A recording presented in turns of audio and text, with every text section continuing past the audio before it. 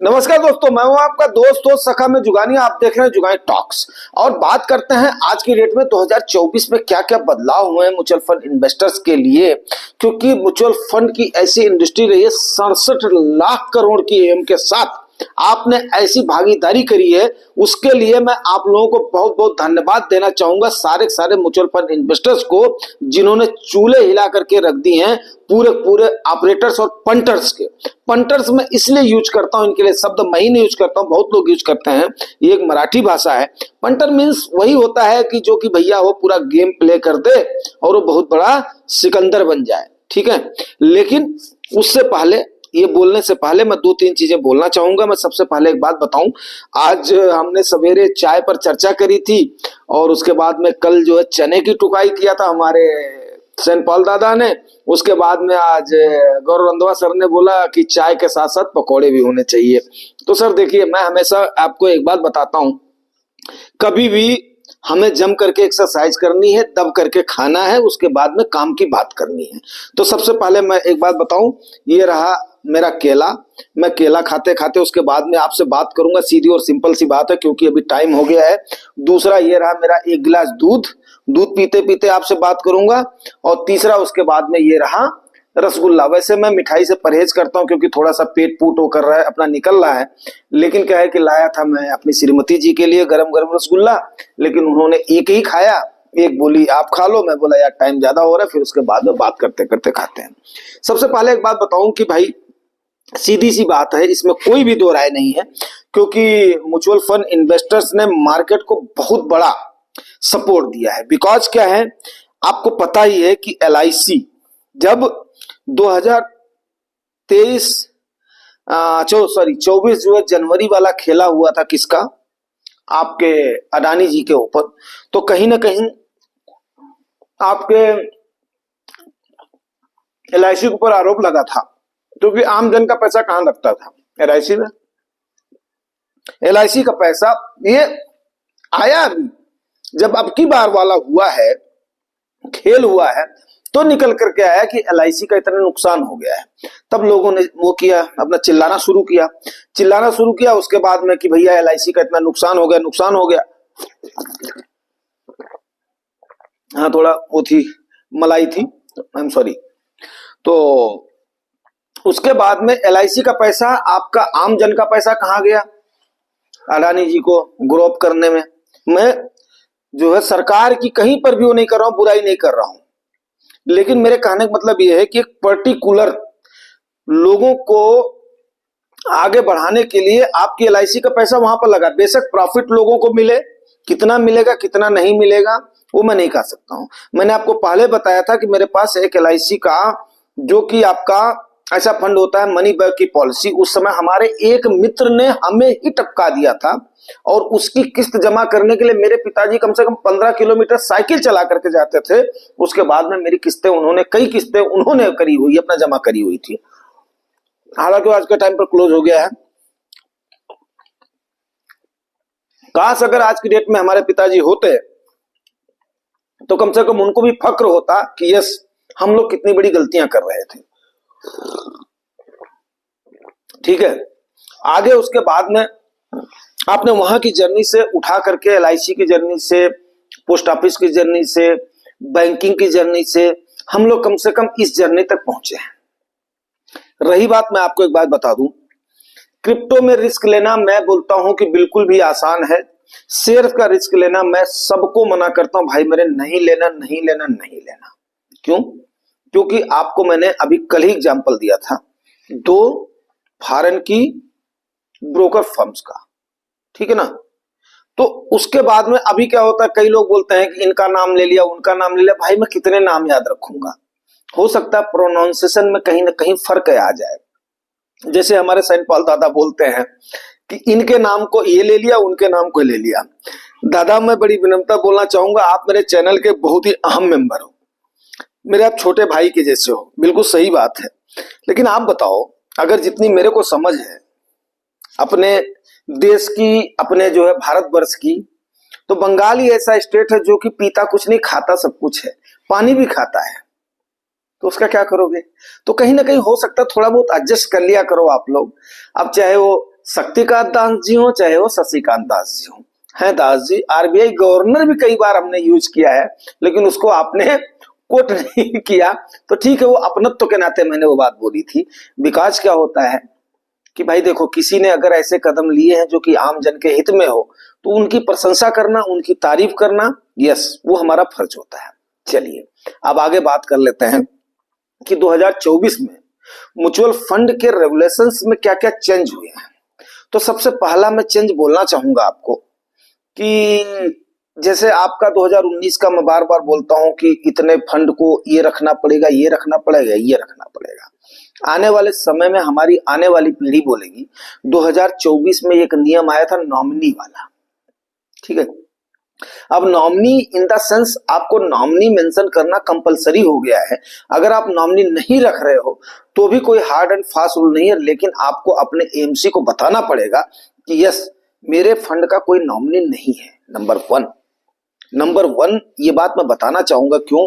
क्योंकि कई सारे लोगों का पैसा ऐसा पड़ा रहता था। मैं सही बताऊं कि इस मामले में मैं आदरणीय वर्तमान प्रधानमंत्री जी का बहुत कोटसा धन्यवाद देना चाहूंगा। पीपीएफ अकाउंट जो उन्होंने ट्रांसफर करने की एक पॉलिसी लाई है, पीपीएफ अकाउंट इसलिए बोलना चाहूंगा म्यूचुअल फंड में, उसके बाद में मैं चलना चाहूंगा। उससे क्या होता है कि बहुत सारा धन लोगों का जो कि क्लेम ही नहीं हुआ है, वो आपके प्रोविडेंट फंड में लोगों का पड़ा हुआ है। आप सोचिए कि प्रधानमंत्री महोदय को यह बात कम से कम जमीनी स्तर की समझ थी कि ये बहुत लोगों का ऐसा पैसा पड़ा हुआ है। उन्होंने सबसे पहले ये चीज किया है कि आज उनको क्लेम करने वाला कोई नहीं है। अब भाई हम आप कर रहे हैं, उसके बाद में करने के बाद में अगर मान लिया हमारी सांसें आज की डेट में रुक गई हैं, तो कहाँ रहेगा? जैसे मैं आप लोगों को बोलता हूं अपनी डायरी मेंशन करो, उसके अंदर ये करो, डायरी को कम से कम अपने किसी न किसी प्रियजन को, नहीं तो ऐसे जगह पे रखो जहां पे आपकी बिलोंगिंग्स जब तलाशी जाएं तो वहां से आपका निकलना चाहिए, उसमें आपका कंप्लीट पासवर्ड वगैरह हर चीज पता होनी चाहिए। गलत तो मैंने नहीं कहा। अरे भाई, सांसों की डोर से ही यार हम लोग बैठे हुए हैं, उसके बाद में कब ये सांसें थम जाए कुछ कहा नहीं जा सकता दोस्त। तो हमारा इतिहास, हमारा अध्याय वहीं पर ही क्लोज हो जाएगा। अब अगले आदमी को हमें खोलने के लिए, अब आप बताओ, बिना हमारे फिंगरप्रिंट के हमारा फोन नहीं खुल सकता है, अगले हमारे प्रियजन कैसे करेंगे? तो एक तो नॉमिनी को मेंशन करना सबसे पहले एएमसी ने सेबी के गाइडेंस के मुताबिक मस्ट कर दिया है। तो एक तो ये हुआ है। दूसरी चीज उन्होंने जो एक बहुत अच्छी बात बोली है,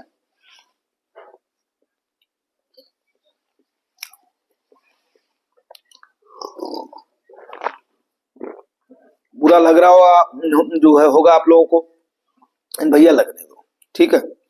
खाएंगे नहीं तो फिर चलेंगे कैसे? सीधी सी बात है, बहुत मेहनत करते हैं और आज के टाइम पर जब पोर्टफोलियो प्रॉफिट में है तो हक तो बनता है। चलो एक ही केला खाऊंगा, दो नहीं खाऊंगा, एक खाएंगी श्रीमती, ठीक है।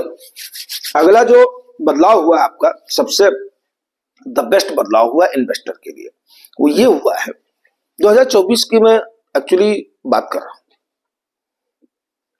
तो आपका जो अगला बदलाव हुआ है वो बदलाव हुआ है कि आप किसी एक, जैसे मान ले 4-5 एएमसी में आपने इन्वेस्ट कर रखा है, वहां पर आप क्या करेंगे, वहां पर आपने किसी एक एएमसी को आपके किसी भी प्रियजन ने अगर इंडिकेट कर दिया है कि यस, हमारे इन स्वजन की जो आपके इन्वेस्टर थे, ये इनका फोलियो नंबर था, उनके साथ ये हादसा हो गया है। अब उसके बाद में सीधे आपकी जानकारी कहां चली जाएगी? कैम्प्स में चली जाएगी। अब कैम्प्स की रिस्पॉन्सिबिलिटी बनती है कि वो, आप देखना हमेशा आपके पास कैम्प्स का आता है, कंसोलिडेटेड आपका अकाउंट आता है, जो भी आपने इन्वेस्ट करा हुआ है वो हमेशा आपके पास आता है। हालांकि हम लोग उसको देखते नहीं है ना, मैं तो नहीं देखता हूं, हो सकता है आप लोग देखते होंगे। तो अब कैम्प्स की रिस्पॉन्सिबिलिटी बन जाती है, वो पूरे एमसीज को इंडिकेट करेगा तुरंत, आपकी पूरी एसआईपी तुरंत प्रभाव से बंद कर दी जाएंगी। ये मैं बता रहा हूं 2024 में जो जो बदलाव हुए हैं तुरंत प्रभाव से बंद कर दी जाएंगी और आपका सारा लेखा जोखा एक जगह पर कलेक्ट हो जाएगा। अब इसके बाद में यहां पर ही स्टॉप नहीं हुआ है, उसके बाद में अगर आपकी नॉमिनी है तो आपके नॉमिनी से पूछा जाएगा कि आप इस निवेश को कंटिन्यू करना चाहते हो या आप कंप्लीट विड्रॉल चाहते हो। बात मेरी समझ रहे हैं आप लोग? सोचिए कितनी बड़ी बात हुई है, न जाने कितना पैसा अनक्लेम्ड पीपीएफ में रह गया होगा, तो म्यूचुअल फंड में तो बात ही छोड़ो कि कितनी एमसीज में कितना रह गया होगा। तो कितना बड़ा सराहनीय कदम है। जिस एम के साथ, जिस विश्वास के साथ, जिस अपने गोल के साथ हमने निवेश शुरू किया है, इनकेस हमें कुछ हो जाता है तो अगर कहीं एक जगह पर आपके नॉमिनी ने इंटीमेट कर दिया है तो आपके टोटल इन्वेस्टमेंट को कंसोलिडेट करके एक प्लेटफॉर्म पर ला करके उसके बाद में आपकी नॉमिनी का जो उनकी डिजायर है उसको पूछा जाएगा कि आप इसको कंटिन्यू करना चाहते हो या आप इसको रिडीम करके आप इसको कंप्लीट अपने अकाउंट में क्रेडिट करना चाहते हो। अब बताइए इससे अच्छा कुछ हो सकता है क्या? इससे सिक्योर कुछ हो सकता है क्या? अरे भाई साहब, कितने चक्कर तो आपके नॉमिनी बैंकों में ही काटते रह जाते हैं। तो ये सबसे बड़ा शुक्रगुजार मनाइए आप सेबी का। शुक्रगुजार मनाइए कि आज के टाइम का जो जागरूकता आई है, अब कम से कम अगर ये 67 लाख करोड़ जिस दिन 100 लाख करोड़ रुपए जाएगा और आने वाले समय पर, तो मेरा विश्वास है कि अभी मेरे सामने 19 लाख करोड़ 20 लाख करोड़ के आसपास से लेकर के यहां तक पहुंचा है, 10 लाख करोड़ से और 67 लाख करोड़ तक पहुंचा है। आने वाले समय पर आप देखना विद इन द 2 इयर्स, तो मैं ज्यादा बोल रहा हूं, 100 लाख करोड़ का सेलिब्रेशन आप लोग करेंगे। बिकॉज ये आम जन की जो भागीदारी है, आम जन की जो सहभागिता है, इस पर हमें आपको विश्वास करना होगा। सवेरे हमने आपको large cap, mid cap, small cap उसके रिगार्डिंग बात किया था। फंड मैंने कोई भी सजेस्ट नहीं किया था। आप लोगों ने अगर हमसे नहीं पूछा है तो मुझे भी कोई शौक नहीं है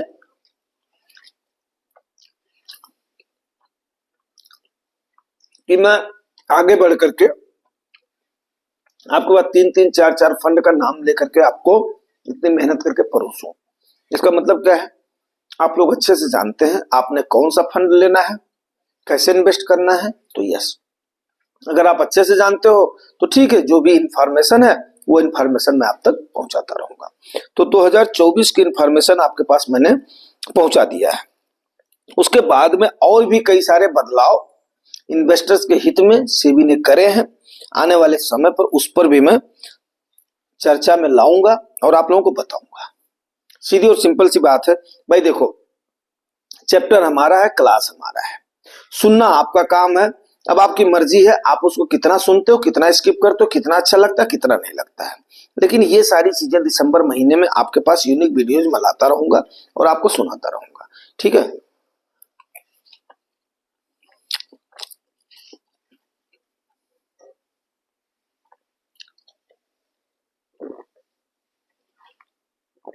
बहुत लोग ये भी कमेंट करेंगे हमें अच्छा नहीं लग रहा है, आप खाते पीते बात कर रहे हो, आप खा लो उसके बाद में बात करना, आप ये करना वो करना। भैया हो देखो, सीधी सी बात है, ये है हमारा परिवार में मैं उतना समय अगर निकालता हूं आपके लिए तो ये डेफिनेट है, निकालता हूं, अपना समय निकालता हूं, अपना रेस्ट का, आराम का समय निकालता हूं, आप लोगों के लिए इतनी सारी मेहनत करता हूं।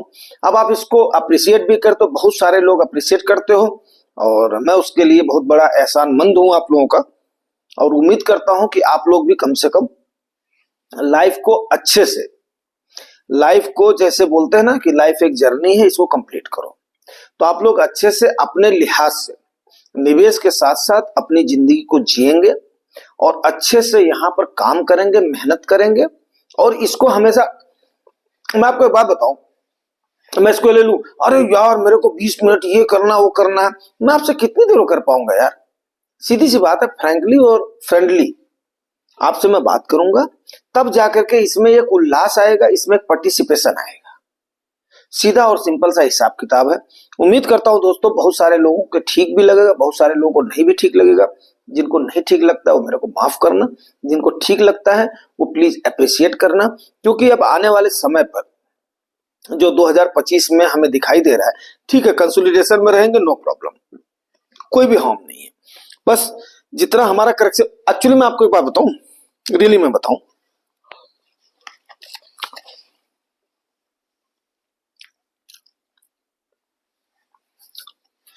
बिल्कुल ईमानदारी के साथ मैं बोलना चाहता हूं, ठीक है। मैं चाह रहा था इस 10% के बजाय जो ये 2 महीने में चिक हुआ है ना, ये तकरीबन 20 से 25%, 30% मार्केट गिर जाना चाहिए था। एक तो साला हमें दब करके ना निवेश करने का मौका मिल जाता, नंबर 1 ये होता। दूसरा क्या होता, 2-3 साल का टंटा खत्म हो जाता। बात समझ रहे हो?